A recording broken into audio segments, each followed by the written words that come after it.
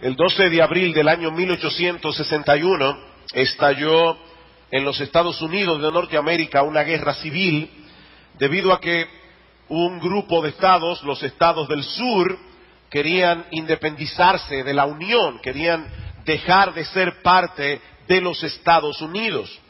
Esta guerra concluyó 4 años más tarde, el 9 de abril del año 1865, cuando los estados del sur se rindieron.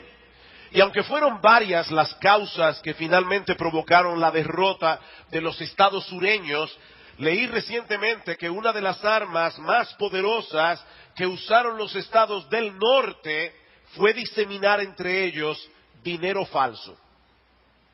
Dinero falso. Crearon tal confusión, tal desconfianza en su propia moneda, que eso aceleró su derrota. Hoy día se habla mucho de armas de destrucción masiva, y tal vez uno no piensa en el dinero falso como un arma de destrucción masiva, pero hermanos, imagínense lo que sucedería en un país si de repente nadie estuviera seguro del dinero circulante. Yo supongo que ninguno de ustedes aquí hace una investigación minuciosa de cada papeleta que manejan en una transacción económica para ver si se trata de dinero verdadero. Si la mayoría de la población se volviera suspicaz en lo tocante al dinero que usamos diariamente, la economía se convertiría en un caos.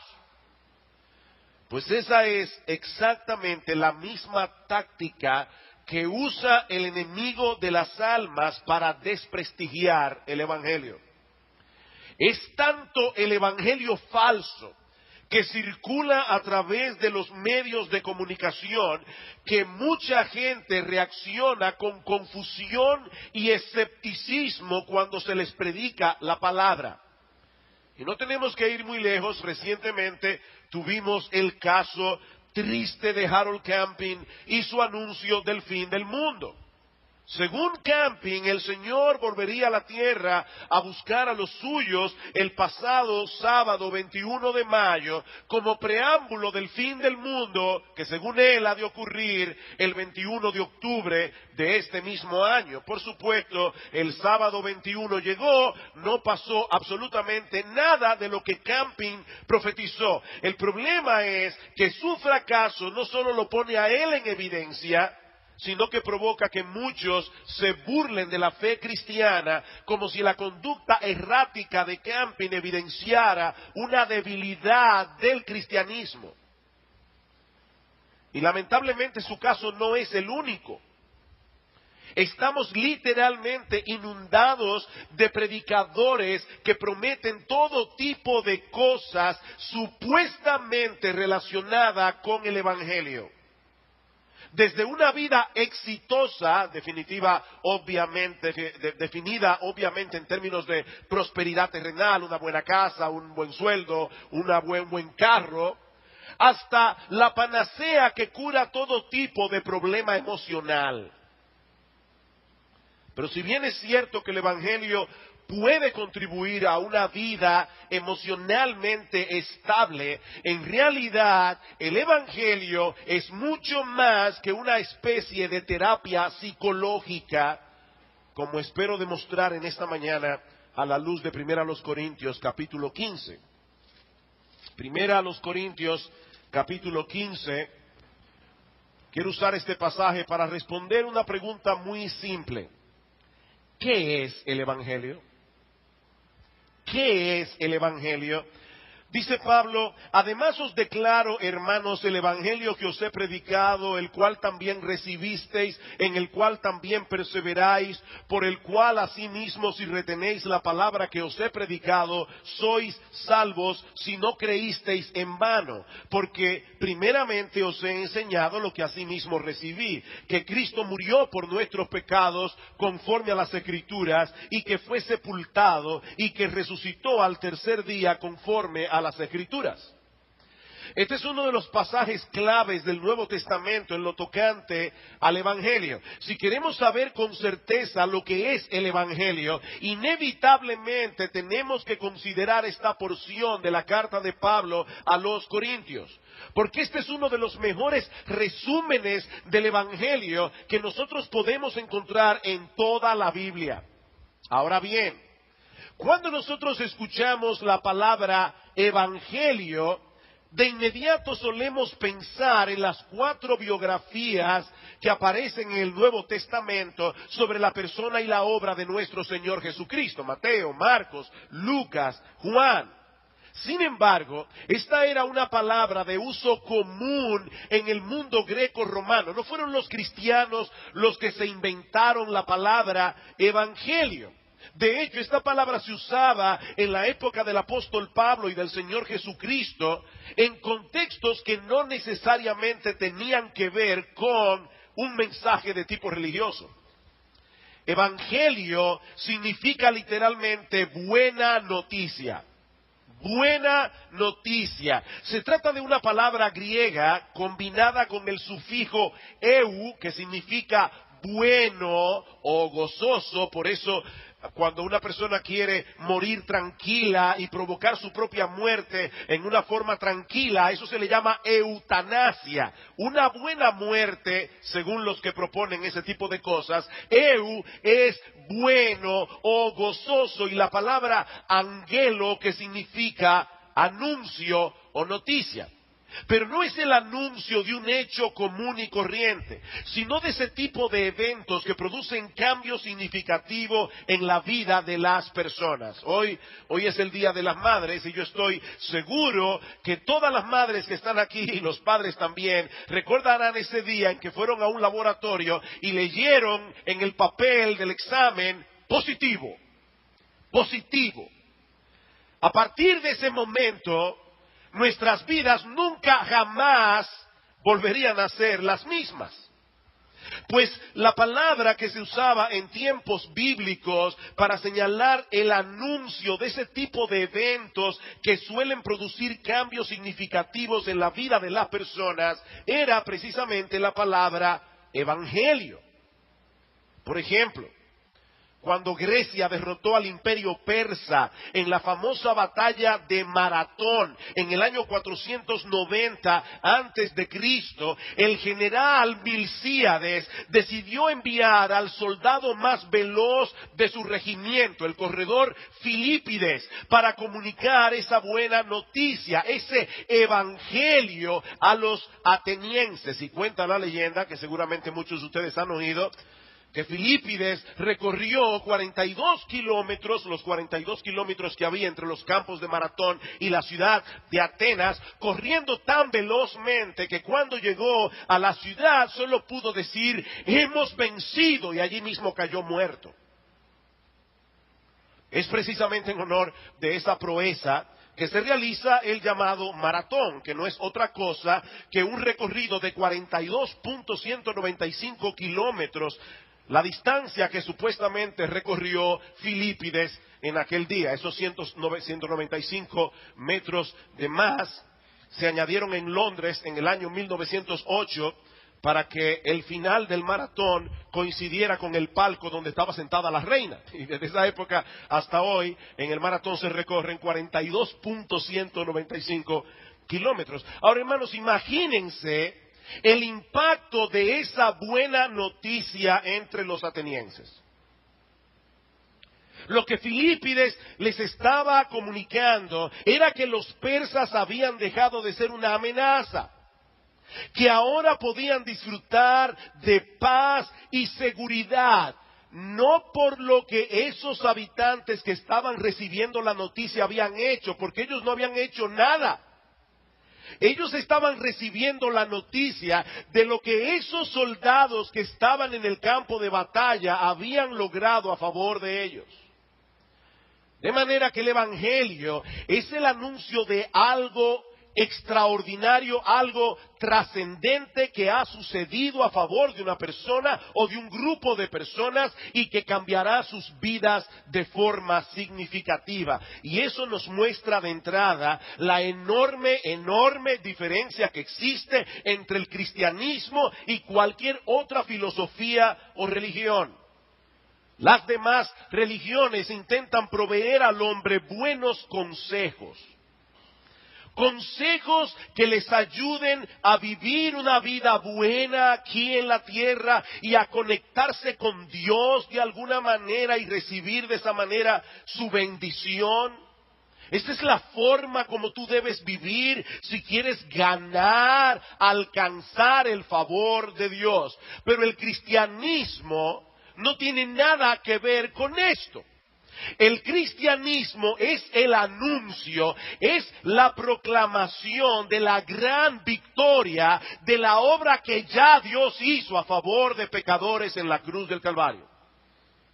No es un consejo, es un anuncio.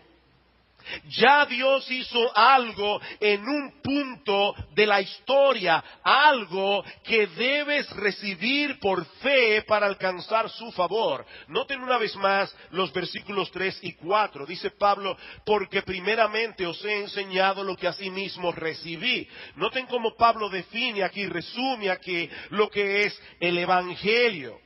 Que Cristo murió por nuestros pecados conforme a las Escrituras y que fue sepultado y que resucitó al tercer día conforme a las Escrituras.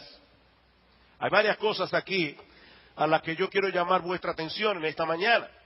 Lo primero es que los hechos que el Evangelio anuncia giran en torno a una persona. Cristo murió por nuestros pecados. Cristo fue sepultado. Cristo resucitó al tercer día.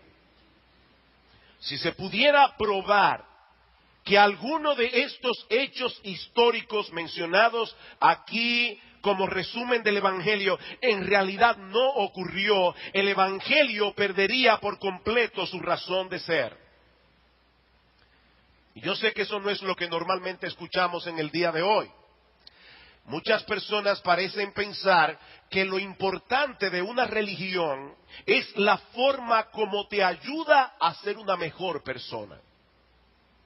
Si el cristianismo ha hecho de ti un mejor ser humano, menos egoísta, más entregado a los demás, entonces no importa si Cristo fue un personaje histórico real o si simplemente se trata de una leyenda. Lo importante es el efecto positivo que esa creencia ha producido en ti.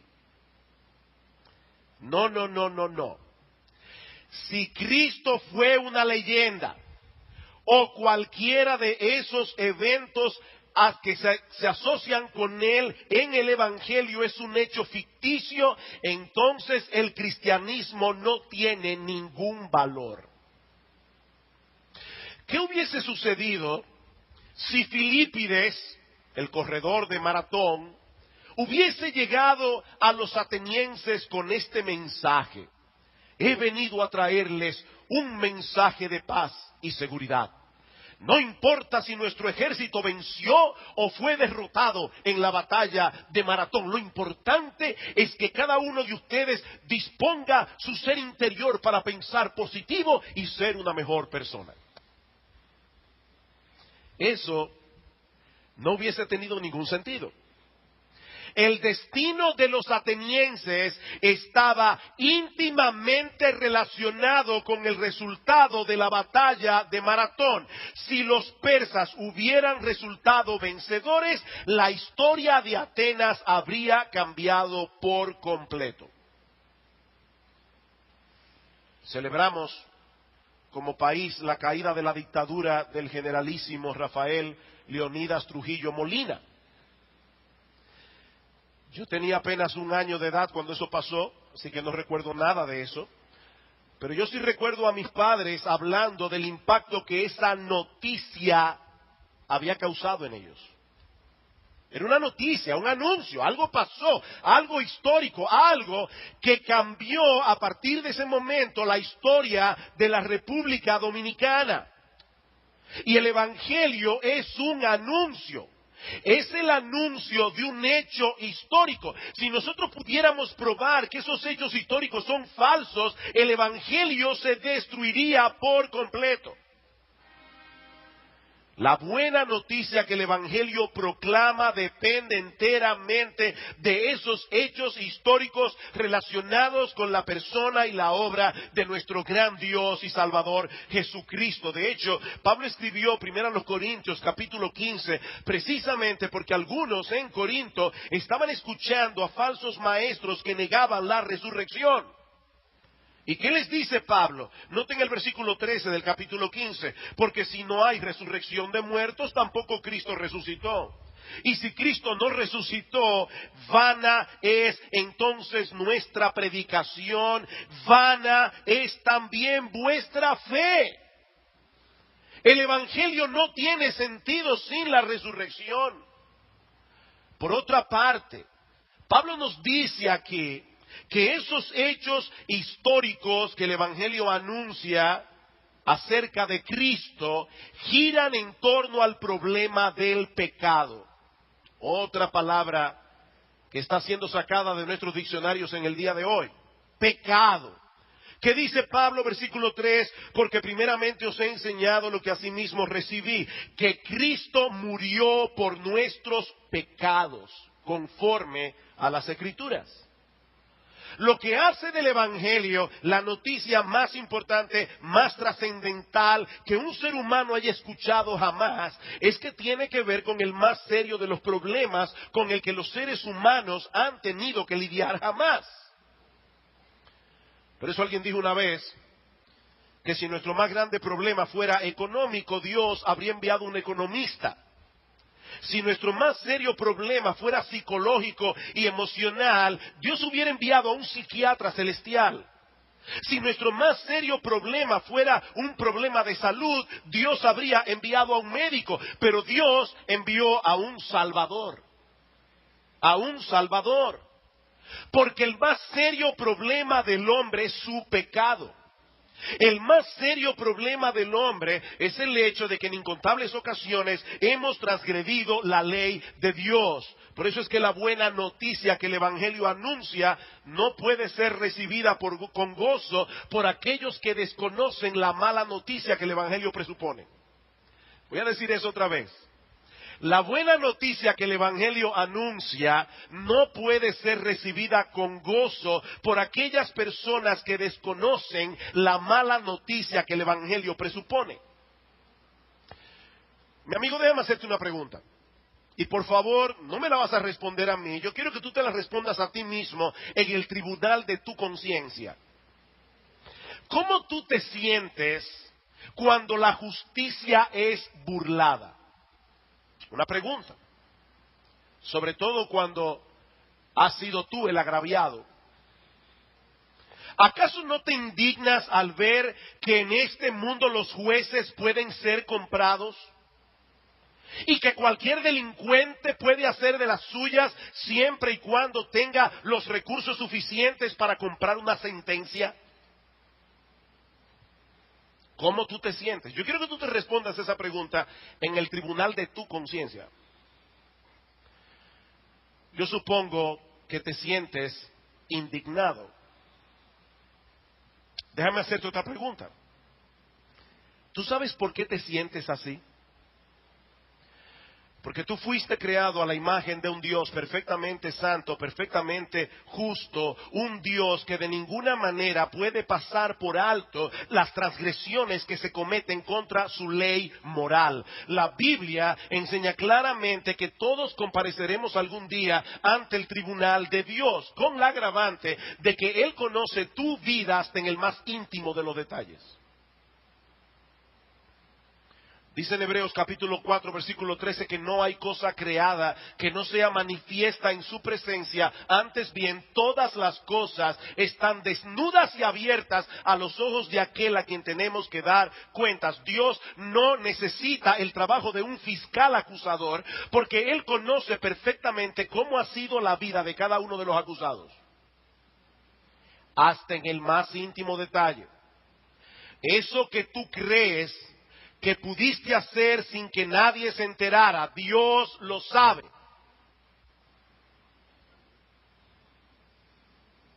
Es por eso que en ese tribunal ningún ser humano podrá salir absuelto si se le juzga en base a su comportamiento en este mundo. Porque todos somos culpables. Dice la Biblia que en el mundo entero no hay un solo hombre que sea bueno, no hay un solo hombre que siempre haya hecho lo correcto, no hay un solo hombre que no haya violado nunca la ley de Dios, y tú lo sabes en el tribunal de tu propia conciencia, tú eres un pecador. Pero es ahí precisamente donde entra en juego la buena noticia del Evangelio. Cristo murió por nuestros pecados, dice Pablo. Siendo el perfecto Hijo de Dios, la segunda persona de la Trinidad, Cristo se hizo hombre para vivir una vida de obediencia perfecta a la ley de Dios y luego morir en una cruz en lugar de todos aquellos que violaron esa ley en incontables ocasiones y a los cuales Él vino a salvar. Para ponerlo en palabras más sencillas, Cristo vino a hacer con nosotros un cambio de expediente. Eso es el Evangelio. Es el anuncio de que Cristo vino a hacer con nosotros un cambio de expediente. Él decidió tomar sobre sí el castigo que nosotros merecemos por causa de nuestros pecados y al mismo tiempo nos otorgó de pura gracia las bendiciones que Él merece de parte de Dios por su obediencia. Escuchen cómo lo dice Pablo en 2 Corintios capítulo 5, versículo 21. Al que no conoció pecado, por nosotros Dios lo hizo pecado, para que nosotros fuésemos hechos justicia de Dios en él. Yo decía que 1 Corintios 15, 1 al 4 es un buen resumen del Evangelio. Bueno, esto es otro buen resumen del Evangelio que encontramos en el Nuevo Testamento. El que entiende la enseñanza de ese versículo que yo acabo de mencionar, entiende perfectamente el Evangelio. ¿Qué dice Pablo aquí? Que Cristo no conoció pecado. Y cuando Pablo dice aquí que Cristo no conoció pecado, obviamente no lo dice en el sentido de que Él no tuviera conocimiento intelectual de que el pecado existía o de que Cristo fuera incapaz de identificar el pecado en la vida de otros. Lo que Pablo intenta comunicarnos es que Cristo nunca conoció en la práctica lo que implica cometer un pecado, porque Él nunca pecó. Su récord está perfectamente limpio en la presencia de Dios. Ahora, tú y yo sí conocemos el pecado porque lo cometemos todos los días. Sin embargo, a ese que no conoció pecado, Dios lo trató en la cruz como si fuese culpable de haber cometido todos los pecados de aquellos hombres y mujeres que Él vino a salvar. Al que no conoció pecado, por nosotros, a favor de nosotros, en beneficio de nosotros, Dios lo hizo pecado. Jesucristo le pidió al Padre: Padre, yo quiero que tú me trates en esa cruz como merecen aquellos hombres y mujeres, niños, ancianos, a quienes yo vine a salvar. Señor, yo quiero que a mí tú me trates como un ladrón, tú me trates como un homicida, tú me trates como un mentiroso, tú me trates como un adúltero, tú me trates como un pedófilo, tú me trates como la escoria, como la basura de este mundo. Yo quiero que tú me trates a mí como ellos merecen.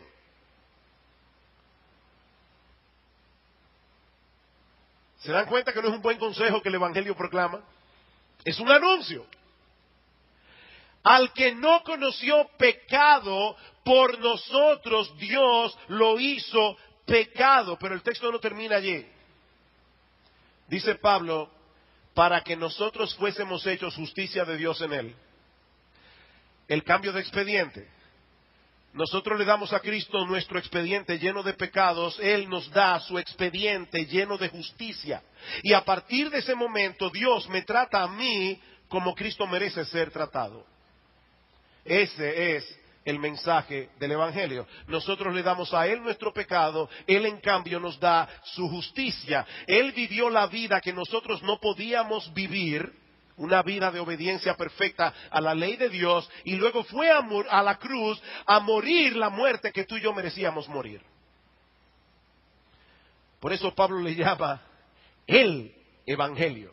¿Notaron en el versículo 1? Además os declaro, hermanos, el Evangelio que os he predicado. Pablo no dice aquí un Evangelio. No, porque esta no es una buena noticia entre otras.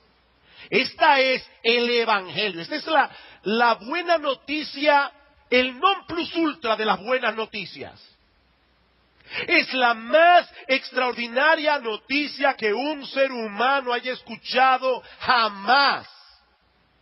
Que ese Dios omnisciente y perfectamente justo decidió asumir nuestra culpabilidad en su propio tribunal para salvar a los pecadores sin pasar por alto su justicia. Eso es lo grande del caso. No fue que Dios tomó tu expediente y lo metió en algún sitio para no verlo. No, Dios no tiene que rebajar su estándar moral. Dios es un Dios justo. Él tiene que castigar el pecado. Pero por amor a ti, mi hermano, por amor a mí, Él decidió tomar el castigo sobre sí en la cruz del Calvario. Ese es el corazón del Evangelio. Cristo murió por nuestros pecados. O como dice el apóstol Pedro en su primera carta, el justo murió por los injustos para llevarnos a Dios. ¿Y cómo sabemos que esa noticia es veraz? Porque miren, lo cierto es que el papel aguanta lo que usted le escriba. Aquí hay una buena noticia, una extraordinaria noticia. La pregunta es, ¿cómo nosotros sabemos que esa noticia es veraz? Bueno, Pablo menciona dos pruebas contundentes en los versículos 3 y 4. Las Sagradas Escrituras y la resurrección de Cristo. Versículo 3. Porque primeramente os he enseñado lo que asimismo recibí, que Cristo murió por nuestros pecados conforme a las Escrituras, y que fue sepultado y que resucitó al tercer día conforme a las Escrituras. Si yo decidiera inventarme una religión, y te voy a dar la técnica por si tú quieres inventar la tuya. Si yo quisiera inventarme una religión, simplemente tendría que escribir un libro que diga cosas fantásticas acerca de mí, luego decir que ese libro es una revelación de Dios, y por supuesto luego buscarme un grupo de adeptos crédulos que me crean y que me sigan. Así se inventan las religiones. Eso fue exactamente lo que hizo Mahoma. Él mismo escribió un libro llamado el Corán y luego dijo que se trataba de una escritura inspirada.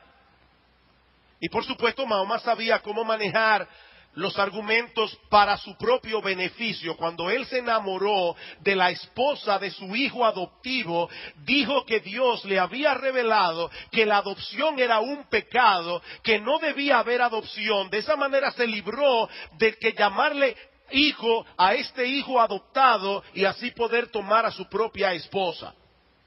Y cuando se enamoró de una niña de 6 años y quiso tomarla por esposa, simplemente escribió en el Corán que Dios se lo había revelado.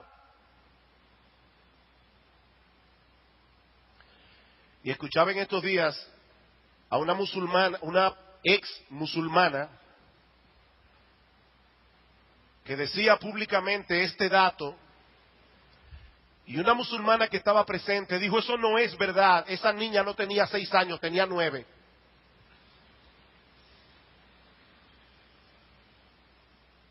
Yo puedo inventarme una religión. Ahora, en el caso del cristianismo, es totalmente distinto.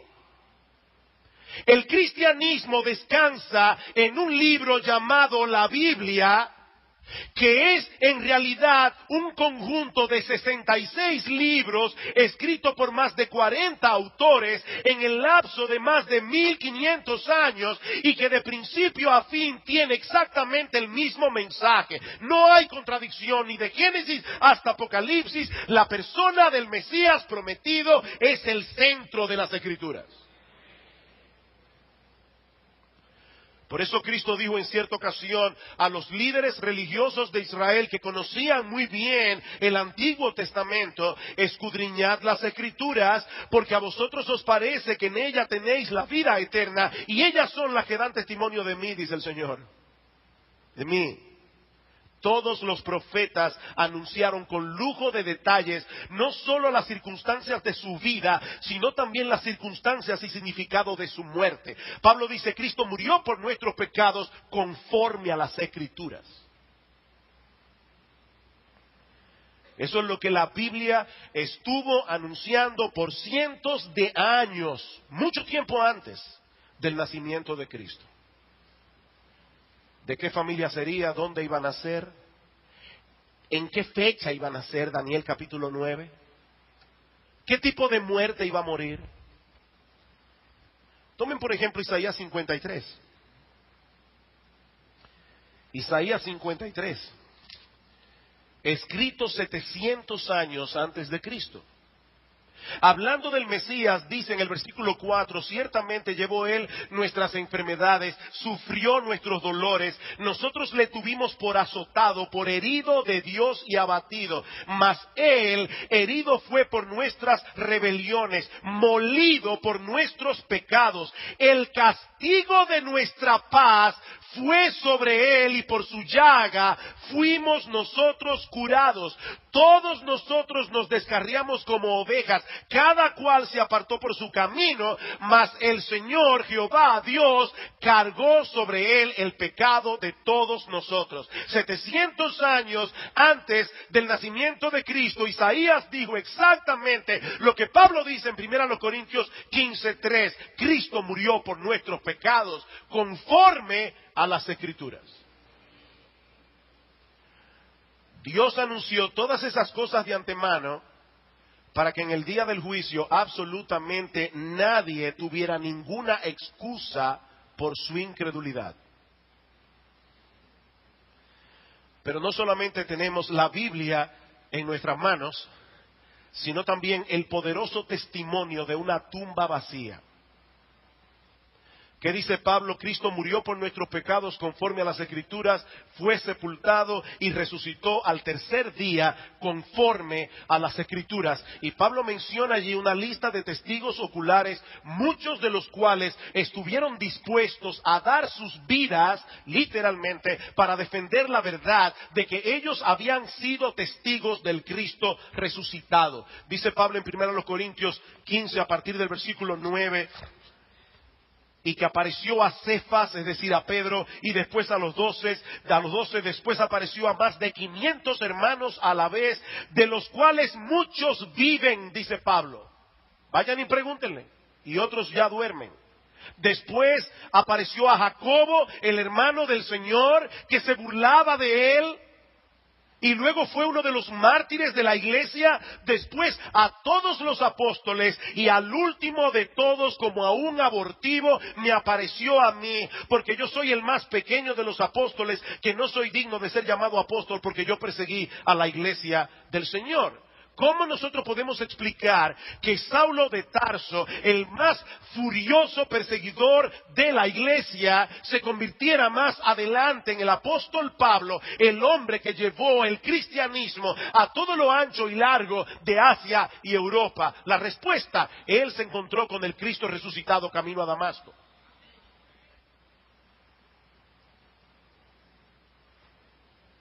Así que lo que hace veraz el Evangelio no es el hecho de que un grupo de personas clame ahora ser más feliz o tener una vida más plena de la que tenían antes de conocer a Cristo. Mis hermanos, nosotros tenemos que predicar el Evangelio anunciando los hechos históricos relacionados con el Evangelio. Decirle a una persona, yo antes tenía una vida vacía, antes vivía deprimido, pero desde que conocí a Cristo, mi vida es todo paz y tranquilidad. Fácilmente te puedes encontrar a una persona que te va a decir, cuando yo practico yoga, siento exactamente lo mismo. No, lo que hace veraz el Evangelio no es eso. Lo que hace veraz el Evangelio no es el hecho de que muchas vidas destruidas de repente parecen haber sido recompuestas. Aunque eso es verdad. No. La veracidad del Evangelio descansa en los hechos históricos que ocurrieron en Jerusalén durante el reinado de Tiberio César. Que el Mesías, anunciado por los profetas del Antiguo Testamento, murió en una cruz crucificado como un criminal para pagar los pecados de su pueblo. Y al tercer día resucitó de los muertos, mostrando así que la obra de redención había sido consumada. Si esa tumba no hubiera estado vacía, cuando los discípulos comenzaron a predicar el Evangelio, hubiera sido muy fácil destruir al cristianismo allí mismo. Solo había que mostrar el cuerpo muerto de nuestro Señor, pero ese cuerpo nunca apareció. Hemos visto entonces que el Evangelio es el anuncio, es la proclamación de un hecho histórico, la buena noticia de lo que Dios hizo a nuestro favor a través de la persona y la obra de su Hijo para rescatarnos de la condenación del pecado y reconciliarnos con Él. Pero hay algo más en este texto con respecto al Evangelio, y es que se trata de un mensaje poderoso, usado por Dios para la salvación de los pecadores y el fortalecimiento en la fe de los creyentes. Noten una vez más los versículos 1 y 2. Además os declaro, hermanos, el evangelio que os he predicado, el cual también recibisteis, en el cual también perseveráis, por el cual, si retenéis la palabra que os he predicado, sois salvos, si no creísteis en vano. Pablo les recuerda a estos corintios que fue precisamente por medio de la proclamación de esa buena noticia que ellos fueron salvados por Dios. Ellos escucharon el evangelio que Pablo predicaba, lo recibieron por fe y de esa manera fueron hechos partícipes de todos los beneficios del evangelio. Por eso es que Pablo dice en Romanos capítulo 1, versículo 16, que el Evangelio es poder de Dios para salvación a todo aquel que cree. Es poder de Dios. El anuncio, la proclamación de esos hechos históricos centrados en la persona y la obra de nuestro Señor Jesucristo, eso es poder de Dios para salvación. Es a través de la proclamación de ese mensaje que el Espíritu Santo produce en el corazón del pecador una profunda convicción de pecado y de impotencia, a la vez que mueve al hombre a poner toda su confianza en la persona de Cristo para el perdón de sus pecados. De manera que ese mismo mensaje que muchos desprecian como una increíble estupidez, es lo que Dios usa para manifestar su poder. Lo que el hombre desprecia es poder de Dios. Por eso Pablo dice en 1 Corintios, porque la palabra de la cruz, el evangelio, es locura a los que se pierden. Pero a los que se salvan, esto es, a nosotros, es poder de Dios. Porque los judíos piden señales. Ustedes quieren que yo les crea, hagan un milagro aquí. Los griegos por su parte buscan sabiduría, pero nosotros predicamos a Cristo crucificado. Para los judíos ciertamente tropezadero, para los gentiles locura, mas para los llamados por Dios, así judíos como griegos, Cristo poder de Dios y sabiduría de Dios, porque lo insensato de Dios es más sabio que los hombres y lo débil de Dios es más fuerte que los hombres. ¿Saben que A los hombres les gustaría escuchar un mensaje más complejo para alimentar su propio ego. Algo que sea difícil de entender o difícil de hacer. Y así poder sentirme orgulloso, lo entendí. O lo hice, fui a pie, a Higüey. Eso da un sentido de satisfacción. Pero lo que Dios pide del hombre es que acepte por fe la buena noticia del Evangelio. Eso es todo. Que reciba de todo corazón lo que Él nos ofrece de pura gracia, gratis, el perdón de todos nuestros pecados y el don de la vida eterna únicamente por medio de la fe en Él. No por tu decencia, no por tu religión, no porque tú eres mejor que otras personas, únicamente por la fe. Ahora, ¿saben lo más irónico, lo más paradójico de todo esto? Que es la buena noticia contenida en el Evangelio lo que lo hace tan detestable al hombre incrédulo. Se supone que las buenas noticias se reciban con alegría. Y esta es la más fascinante, esta es la más extraordinaria. Pero es precisamente la buena noticia del Evangelio lo que lo hace tan detestable, porque recibir ese mensaje implica un reconocimiento de que somos pecadores y que somos impotentes. El hombre quiere llegar al cielo manejando uno de esos camiones que dicen mi propio esfuerzo. Pero tú no vas a llegar al cielo por tu propio esfuerzo. No, tú vas a llegar al infierno por tu propio esfuerzo.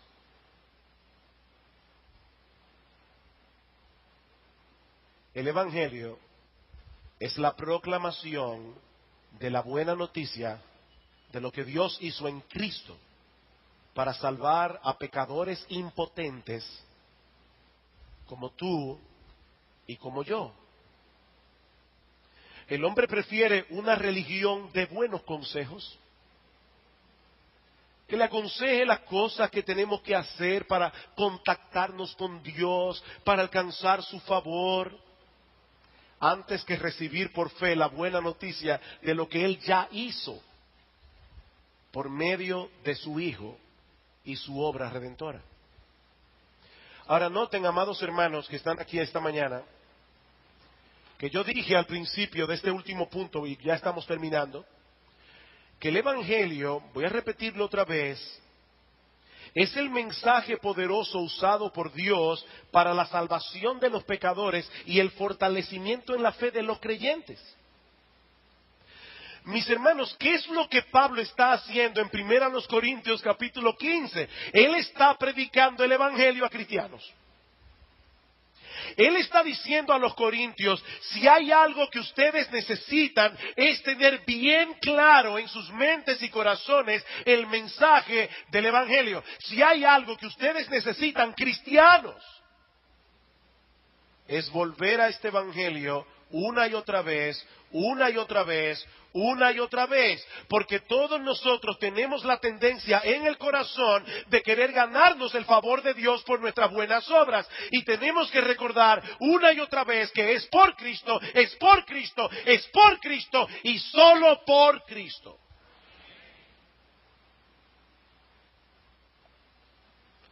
Eso es lo que fortalece la fe del cristiano. Predicarse diariamente el Evangelio. Recordarse diariamente que su salvación depende de ese general que no venció en la batalla de Maratón, sino que venció los poderes del diablo para que hoy pecadores culpables pudieran reconciliarse con Dios. Esa es la buena noticia, la extraordinaria noticia, la increíble y grandiosa noticia del Evangelio.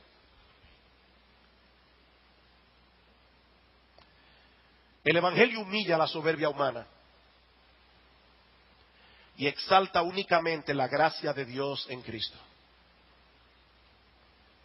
Pero es ese mensaje, mi amigo, el que tú debes abrazar de todo corazón si de veras quieres disfrutar de la salvación que Dios ofrece gratis en el Evangelio. No olvides esto, mi amigo, en el día del juicio nadie será absuelto, nadie, excepto aquellos que se presenten ante el tribunal de Dios llevando en su cuenta la justicia de otro. La justicia perfecta de nuestro gran Dios y Salvador, Jesucristo. Al que no conoció pecado, por nosotros Dios lo hizo pecado para que nosotros fuésemos hechos justicia de Dios en Él. Pídele a Él que perdone todos tus pecados. Pídele a Él que en este mismo instante te vista con su justicia perfecta, porque dice la Escritura que el deleite de Dios